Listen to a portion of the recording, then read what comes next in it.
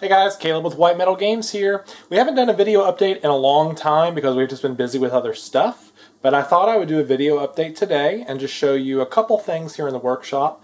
In particular, this video is going to focus on this Mad Max army that we've done. Now this is the first of two Mad Max themed orc armies that we're doing this year. They both came in right after Christmas, and the first client had a slightly more modest budget, so we stuck with a very traditional orky army with a few simple conversions here and there. The second army, which will be up in about a month or so, and this is being recorded in March 2016. So that army will be up in about April, and we'll be able to show you that full army. But for today, we're going to focus on the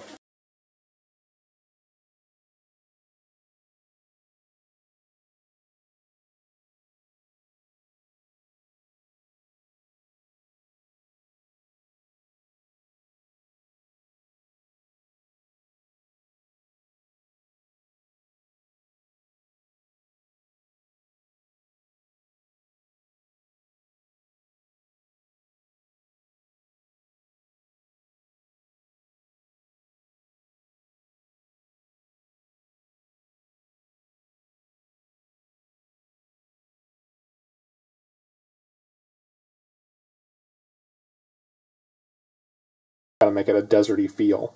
The backdrop pieces are a combination of foam that's all been glued and staked together, and then instead of cutting, we actually melted the sides of this with a hot knife. This is a plastic piece here for the head piece.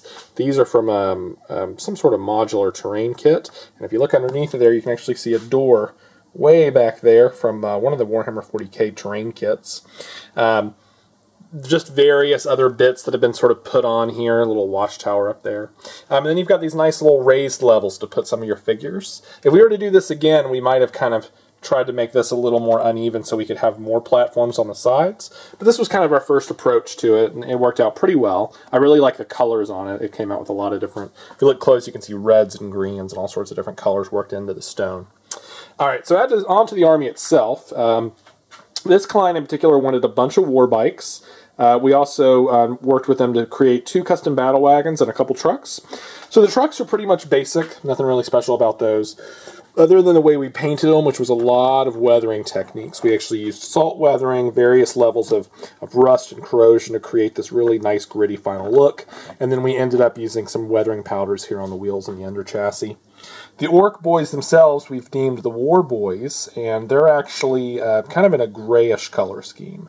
In accordance with the client's wishes.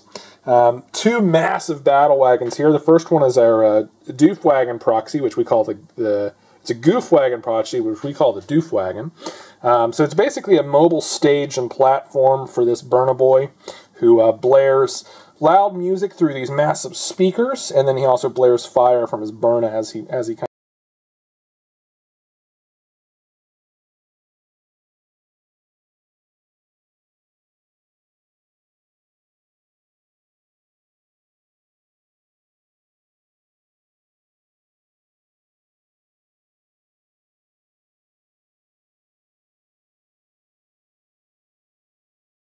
based on a battle wagon. The second battle wagon is a Bigfoot, which is basically a massive truck. So we count it as a battle wagon with def roll, and it just rolls over vehicles. Also complements with lots of guns and missiles, some missiles out of the front, some guns up here, big old battle cannon up there. So it's ready to roll, and you can see in terms of size, it's about right. It's much bigger than a traditional battle wagon, or at least much higher, rather. So height-wise, these are about the same. This particular client wanted a lot of bikes, so there's 16 bikes in this army. There's 2 squads of 7 knobs, or war bikers. Both come with a Wog banner and a power claw. And then there's a Pain Boy over here, kind of hiding. He's got his garrote orderly on the bike with him, with a custom surgeon's tool. And then a Morton Joe, or a Morcon Joe as we've been taken to him, is actually painted to a gold level. So we paint by precious metals at White Metal Games in accordance with our name. Silver is our tabletop quality, which is most of the army.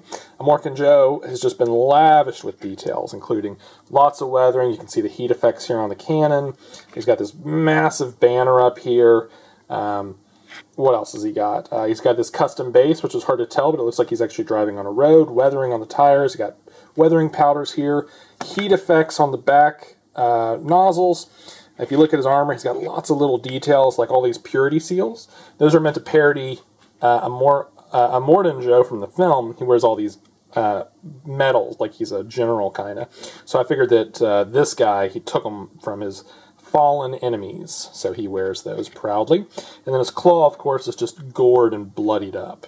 So lots of fun details on that guy. Gold really is separated from silver because it's just a lot of extra details. You can see here on the silver guys, you know, they have a rusty wash that's kind of layered in, but it's not nearly as detailed.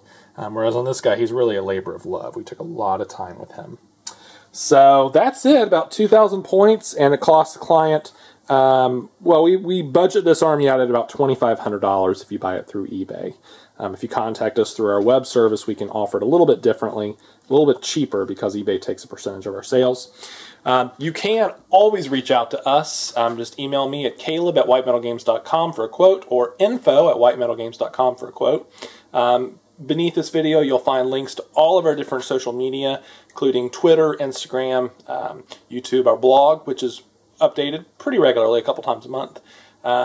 And be sure to like us on Facebook. You can find all of our most recent reviews there, just facebook.com/whitemetalgames.